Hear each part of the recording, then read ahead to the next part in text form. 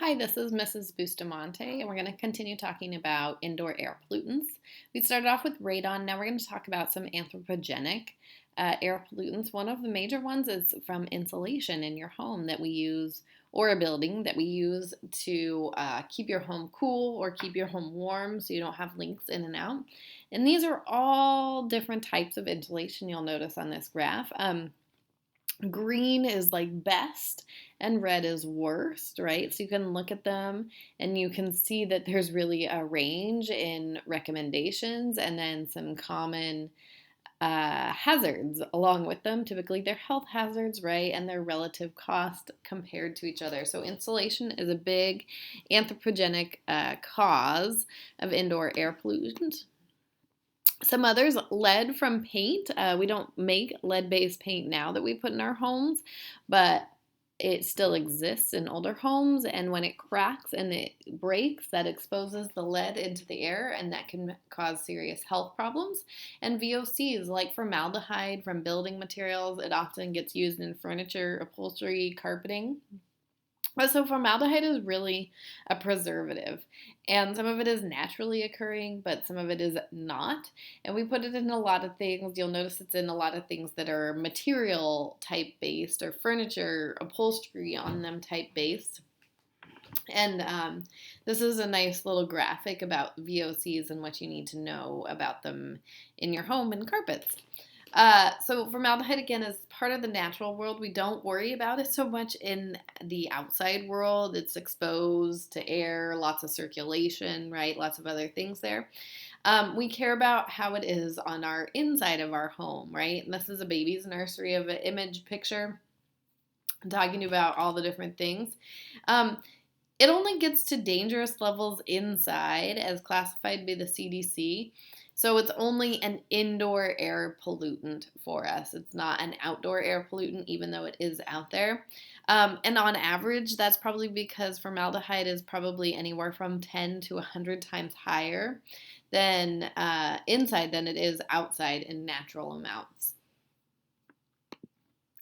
A combustion also provides a lot of indoor air pollutants, carbon monoxide, your NOxes, SO2, particulate matter, tobacco smoke, all these things that occur in an inside space, right, will add particulates to the air and really influence indoor air pollution.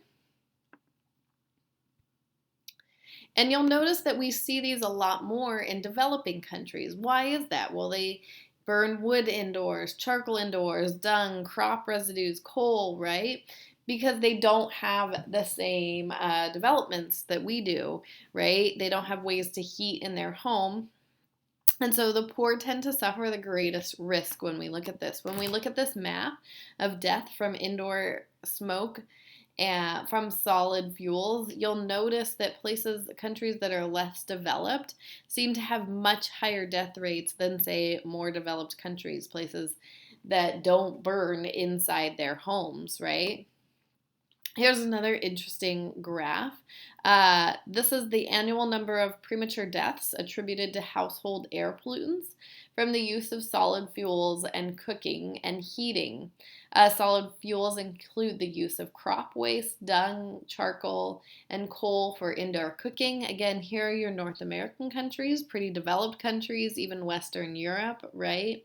And you'll notice as we go down the list, and we're looking at these countries, they tend to be less developed, have less available to them. So developed countries, indoor air pollution is a bigger problem. Why? Well, 11 of the common air pollutants are higher inside than outside. They're greater in vehicles than outside. And the health risks get magnified when people spend 90% of their time inside or in their cars, right? So that's why indoor air pollution is a bigger problem for developing countries. So you might sometimes hear about the sick building syndrome. Sick building syndrome describes poor indoor air quality in a building. This causes illness to anyone inside the building, and especially those who spend prolonged time inside. Sick building syndrome is common in buildings like offices and schools. And why is that? What are some of the things that can cause that? Well, lots of those that we talked about Radon, chemicals from cleaning supplies, mold, bacteria, pollen. Secondhand smoke, hopefully not too much in the building nowadays, right? Most buildings are non-smoking. And what does it cause? It can cause headaches and coughs and fevers and skin rashes and muscle aches and a sore throat, right? So sometimes I think we think of everything being new as being nice and clean, but it can still have some indoor air pollutants that we get exposed to.